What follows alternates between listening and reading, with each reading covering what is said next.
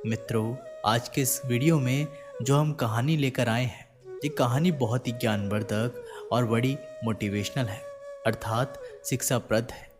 इस कहानी से आज हम चर्चा करेंगे कि ये 3 काम अगर स्त्रियां कर लेती है तो कभी भी उसके घर में सास बहू में झगड़ा नहीं होगा और घर धन से भर जाएगा, अर्थात घर में धन की कमी नहीं रहेगी, लक्ष्मी का वास हो जाएगा।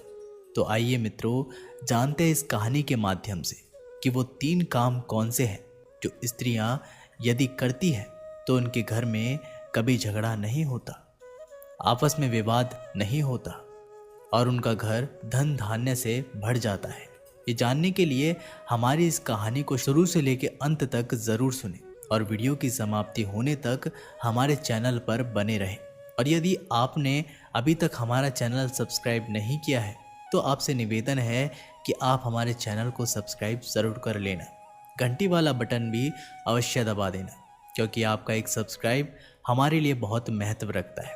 तो चलिए मित्रों, आपका कीमती समय बर्बाद ना करते हुए अब सीधा ज्ञानवर्धक कहानी की ओर बढ़ते हैं और जानते हैं इस कहानी के माध्यम से कि वो 3 काम कौन से हैं जो स्त्रियां यदि करती है तो उनके घर में कभी झगड़ा नहीं होता, सास बहू में कभी तकरार नहीं होती और घर धन से भर जाता है। आइए मित्रों, अब सीधे गौर करते हैं इस कहानी की ओर। प्रिय दोस्तों, एक समय की बात है। एक गांव में सास और बहू अकेले रहते थे और उनका बेटा विदेश में कमाने के लिए चला गया था। सास और बहू बहुत अच्छे से रहते थे, दोनों एक दूसरे की देखभाल किया करते थे। एक दिन बहू ने खाना नहीं खाया तो सास ने बहू से पूछा कि आज तुमने खाना क्यों नहीं खाया, क्या बात है, क्या परेशानी है? तब बहू ने कहा, सासू माँ, आज मेरा 3 पनौती अमावस्या का व्रत है, इसलिए मैंने भोजन नहीं खाया। परेशानी मेरे लिए कोई नहीं है। दोस्तों, तब सासू ने कहा कि बहू, ये व्रत क्या होता है? इस व्रत का मतलब क्या होता है? इसका अर्थ क्या होता है? ये व्रत क्यों रहते हैं और आप ये व्रत क्यों रहती है और ये व्रत करने से क्या फल मिलता है? मुझे भी समझाने की कृपा करें।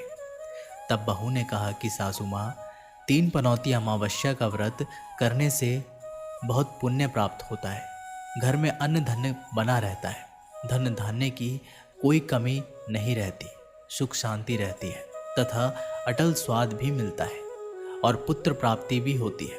इस व्रत में प्रत्येक वर्ष अलग अलग खाना खाया जाता है और विष्णु भगवान के मंदिर में चढ़ावा चढ़ाया जाता है या फिर किसी ब्राह्मण को दान दिया जाता है। सासू माँ, इस व्रत के पहले साल शक्कर, घी और चावल से बना खाना खाया जाता है। पहले साल व्रत पूरा होने के बाद 1.25 किलो चावल और 1 कटोरी घी तथा 1 कटोरी शक्कर का दान किसी ब्राह्मण को दिया जाता है। दूसरे साल जौ, घी और शक्कर से बना खाना खाया जाता है। जब दूसरे साल व्रत पूर्ण हो जाए तो 1.25 किलो जौ, 1 कटोरी घी तथा 1 कटोरी शक्कर किसी मंदिर में चढ़ाएं या फिर किसी ब्राह्मण को दान कर दें। माँ जी, तीसरे साल गुड़, तिल और घी से बने व्यंजन खाने चाहिए। अब तीसरे साल व्रत पूरा हो जाए तो आधा किलो तिल, गुड़ तथा 1 कटोरी घी किसी मंदिर में चढ़ाया जाता है, फिर किसी ब्राह्मण को दान दिया जाता है।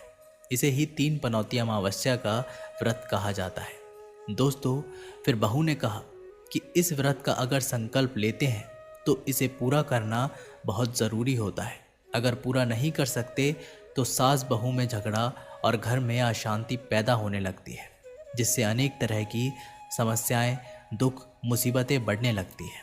मित्रों, तब सासू ने कहा कि मेरी तो उम्र हो गई है, लेकिन तुम ये व्रत कर लो बहू। तब वह बहू व्रत का आरंभ करती है। लेकिन एक दिन बहू ने किसी के कहने पर गेहूं से बनी रोटी खा ली और अमावस्या माता इस बात से नाराज हो गई।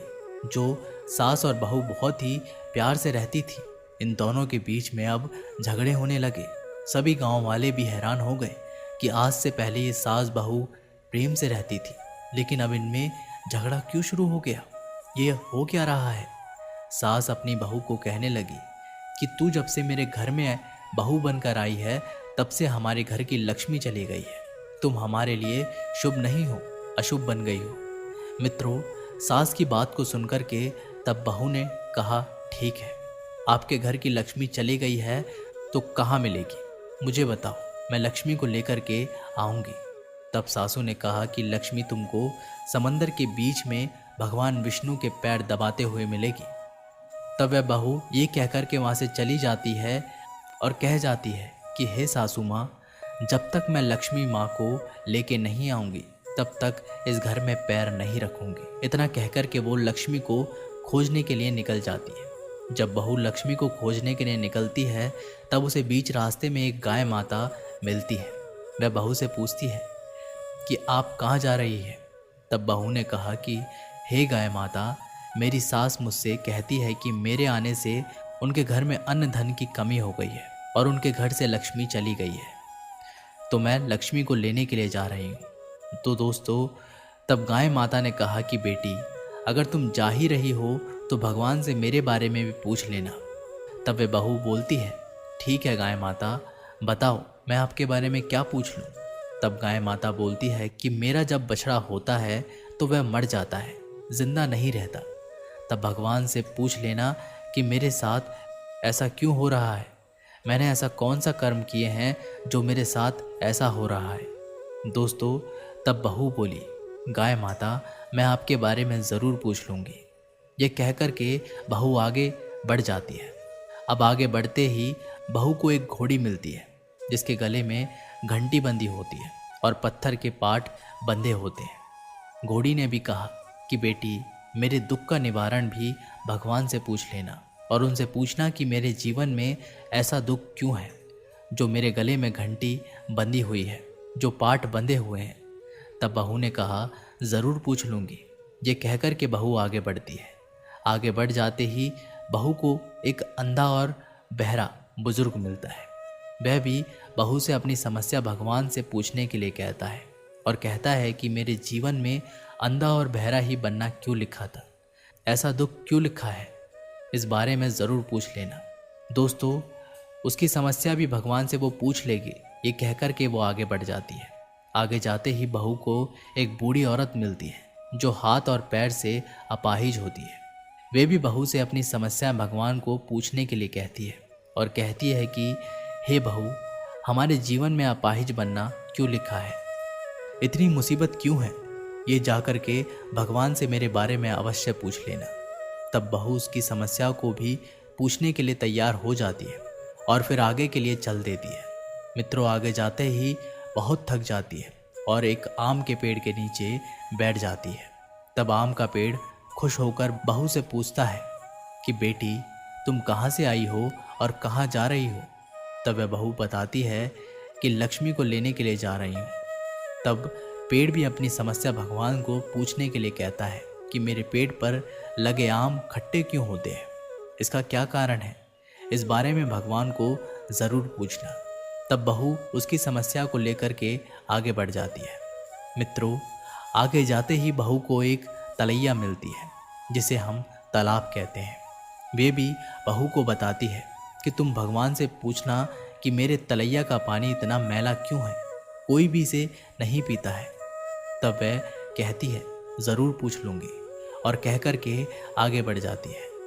मित्रों, बहू जंगल में चलते चलते बहुत ज़्यादा थक जाती है। उसे भूख भी लगती है, लेकिन खाने को नहीं मिलने से वह थक जाती है और जंगल में ही बेहोश हो जाती है। उसी समय भगवान विष्णु और माता लक्ष्मी वहाँ विचरण करते हुए आते हैं। तब माता लक्ष्मी विष्णु भगवान से कहती है कि हे नाथ, यह आपकी बहुत बड़ी भक्त है, आप इसके दुख का निवारण ज़रूर करो। तब भगवान विष्णु कहते हैं कि संसार में बहुत जीव दुखी हैं, सभी अपने अपने कर्मों का फल भोग रहे हैं, किस किस का दुख का निवारण करूं। तब माता लक्ष्मी ने विष्णु जी से विनती करते हुए कहा कि वे भूखी प्यासी है और इसे यहाँ अगर ऐसे ही छोड़ दिया तो जंगली जानवर इसे अपना शिकार बना लेंगे। माता लक्ष्मी की बात को सुनकर के भगवान विष्णु एक साधु का भेष धारण करते हैं और बहू के पास जाते हैं और होश में लाते हैं। मित्रों, बहू के होश में आते ही साधु भेष में भगवान उससे पूछते हैं कि तुम कहाँ से आई हो, कहाँ जा रही हो। तब वह बहू पूरी बात बताती है उसकी बात को सुनकर के भगवान विष्णु और माता लक्ष्मी प्रकट हो जाते हैं। उनके साथ अमावस्या माता भी प्रकट हो जाती है। बहू उनके चरणों में गिरकर वंदन करती है कि अमावस्या माता बहू से कहती है कि बेटी, तूने मेरे व्रत को खंडित किया है, इसकी सज़ा तुझे मिली है, लेकिन अब मैं तुम्हें माफ़ करती हूँ और तुम घर जाओ। तुम्हारा घर अन्न धन्य से संपन्न होगा, तुम्हारा घर सुंदर महल में बदल जाएगा और तुम्हारी सभी मनोकामनाएं पूर्ण होगी। मित्रों, ये सब होने के पश्चात बहू रास्ते में जो भी मिला था उन सभी के दुखों का निवारण करने के लिए विनती करती है। तब भगवान विष्णु बोलते हैं कि गाय ने कभी अपना दूध किसी को नहीं पिलाया, इस वजह से उसके बछड़े जिंदा नहीं रहते, तो उसका दूध तुम पी लेना, जिससे उसके बछड़े जिंदा रहने लगेंगे। उसके बाद में घोड़ी के बारे में पूछती है। तब भगवान विष्णु कहते हैं कि घोड़ी पिछले जन्म में आटा पीसने वाली महिला थी, वह किसी को भी आटा पीस के नहीं देती थी, इसलिए उसके गले में चक्की के पाट बांधे हुए हैं। तुम उसके पाट खोल देना, वह बिल्कुल ठीक हो जाएगी। दोस्तों, उसके बाद में वह बहू उस बुजुर्ग के बारे में पूछती है जो अंधा और बहरा भी था। तब भगवान विष्णु ने कहा कि बेटी, बुजुर्ग कभी भगवान के मंदिर में नहीं गया और ना ही उसने कभी भगवान के भजन सुने। तुम उसको मंदिर में ले जाना और दर्शन करवा देना, वह ठीक हो जाएगा। मित्रों, फिर वह बहू बुजुर्ग महिला के बारे में पूछती है जो अपाहिज थी, विकलांग थी। तब विष्णु भगवान ने कहा कि बेटी, बुजुर्ग महिला जो थी उसने कभी भी अपने जीवन में दान पुण्य नहीं किया, इसलिए उसे ये सज़ा मिली है। तुम उससे दान करवा देना तो उसकी विकलांगता दूर हो जाएगी, उसका अपाहिजपन दूर हो जाएगा और वह बिल्कुल ठीक हो जाएगी। मित्रों, उसके बाद में उस बहू ने भगवान विष्णु से उस आम के पेड़ के बारे में पूछा और पूछा कि आम के पेड़ में जो फल हैं वो खट्टे क्यों हैं। तब भगवान विष्णु ने बताया कि उस आम के पेड़ ने कभी किसी बच्चे को अपने आम नहीं खाने दिए, इसलिए उसके सभी आम खट्टे होते हैं। तुम उस पेड़ का आम खा लेना, फिर उस पेड़ पर मीठे आम आएंगे। उसके बाद में तलैया यानी कि तालाब के पानी के बारे में पूछती है और उस तलैया का पानी गंदा क्यों है। दोस्तों, तब भगवान विष्णु कहते हैं कि बेटी, उस तलैया का पानी पिछले जन्म में देवरानी जेठानी थी, वह हमेशा झगड़ती रहती थी, इसलिए उसका पानी मैला है।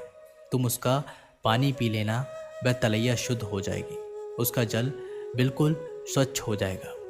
मित्रों, बहू ने भगवान विष्णु, माता लक्ष्मी और माता अमावस्या को नमन करने के बाद फिर अपने घर की ओर चल देती है और रास्ते में जो जो उसे मिलता है उसकी समस्याओं का निवारण करते हुए चली जाती है।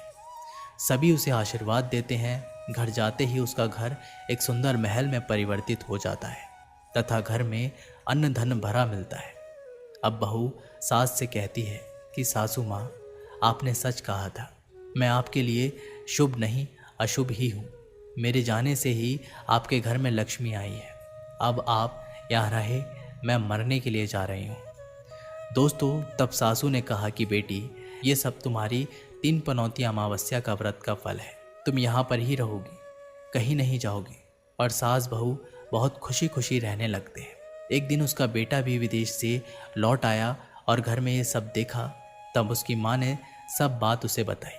इस तरह वे बहुत ही अपनी धर्मपत्नी पर प्रसन्न होता है, उसके शुभ कर्मों को देख करके बहुत ही खुश होता है और फिर अपनी माता और बहू के साथ यानी पत्नी के साथ खुशी खुशी वे लोग रहने लगते हैं और उनके जीवन में खुशियाँ ही खुशियाँ आने लगती है। दोस्तों, ये कहानी हमारे लिए सीख दे के जाती है कि अगर ये 3 पनौती अमावस्या का व्रत आपने कर लिया और इसको सही तरीके से समझ लिया और जीवन में कर लिया, 3 बरस तक इस व्रत को धारण किया, तो हमें उम्मीद है कि आपके घर में कभी लड़ाई झगड़ा नहीं होगा और आपका घर पैसों से भर जाएगा। तो दोस्तों, आशा करता हूँ कि आप लोगों ने इस कहानी से काफ़ी कुछ सीखा होगा। मिलते हैं एक नई वीडियो के माध्यम से, तब तक के लिए अपना ख्याल रखिएगा। बहुत बहुत